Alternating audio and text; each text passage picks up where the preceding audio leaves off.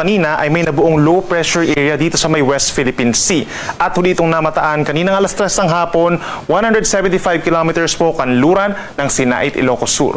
Base sa ating analysis, medium chance or meron itong katamtaman na tsansa na maging isang tropical depression or mahinang bagyo either bukas, araw ng Sabado or sa Linggo. Inaasahan namang kikilos ng mabagal palayo ng ating kapuluan itong low pressure area. Samantala, yung habagat naman or southwest monsoon nagpapaulan pa rin dito sa may central and southern Luzon kabilang ang Metro Manila, habang sa buong northern Luzon nagdadala rin ng pag-ulan itong low pressure area. Base naman sa ating latest satellite animation, meron din tayong mga kumpul ng ulap na namamataan dito sa may silangan ng ating bansa sa may Philippine Sea, at hindi rin natin inaalis yung tsansa na may mabuo dyan na panibago pang low pressure area.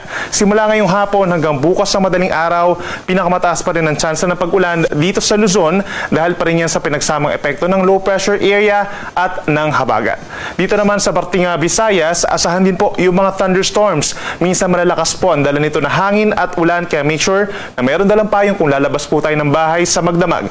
Habang dito naman po sa Mindanao, mataas din ang tsansa ng ulan doon lamang sa ilang lugar, kabilang ng Northern Mindanao, Caraga Region, at dito rin po sa ilang bahagi ng Davao Region and Zamboanga Peninsula.